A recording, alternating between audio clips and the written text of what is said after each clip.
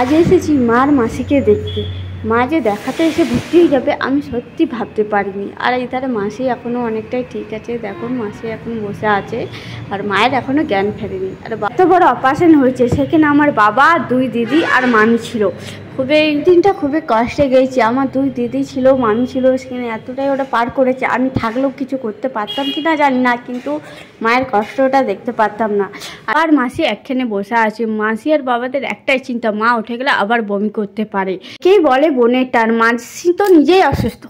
আর চিন্তা করতে করতে দুপুর গড়িয়ে গেল। আর আমাদের তো এত খিদে পেয়েছিল, কোন ভোরবেলায় বেরিয়েছি আমি ট্রেনে করে এসেছিলাম বাঁকুড়া। আর বাঁকুড়া থেকে আরও অনেকটা দূরে যেতে হয়েছিল আমাদেরকে। তো এত খিদে পেয়ে গিয়েছিলো, কিন্তু সব খেতে চলে এসেছিলাম একটা হোটেলে। তো হোটেলে ডাল ভাত আর সবজি, আর কিছু নিইনি, কারণ খেতেই মন যায়নি।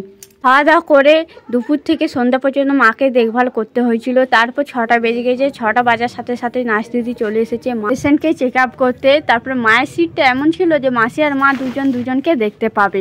আর এধারে মায়ের ইঞ্জেকশন ছিল, সেগুলো দিচ্ছিল। সন্ধ্যাবেলাতে মায়ের পুরোপুরি জ্ঞান ফিরে গিয়েছে। তখন মা শুয়ে আছে। এখন রাত 9টা বেজে গেছে। আর দিদাকে আমি খেতে দিয়ে দিচ্ছি। আর দিদাটা হচ্ছে আমার মায়ের মা, সেখানে আমার সাথেই আছে। মামি ছিল, দিদি ছিল, তারা বাড়ি চলে গেছে। আর মাসি দেখো জেগে আছে, মা ঘুমিয়ে গেছে। মা তো কিছু খেতে পারবে না, কারণ মায়ের এখনও স্যালাইন চলছে। আর এধারে মাসির স্যালাইনটা বলতে গেলে খুলেই দিয়েছে।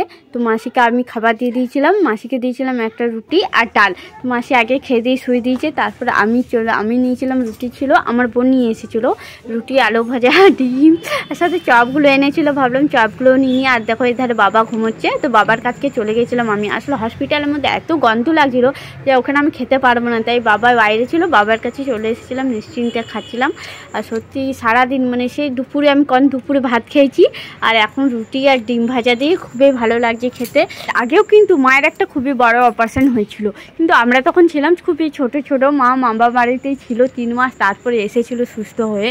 তো চলো আমি খাবারটা খেয়ে নিই। আর এধার থেকে কিন্তু আমি পুরো রাস্তাটা বাইরের থেকে দেখতে পাবো। আর কেউ যদি রাস্তায় আসেও, তারা কিন্তু আমাকে দেখতে পাবে না, আমি সবাইকে দেখতে পাবো। আর এই জায়গাটা আমার খুবই ভালো লাগে। চলো ভিডিওটা আমি এখানেই শেষ করছি।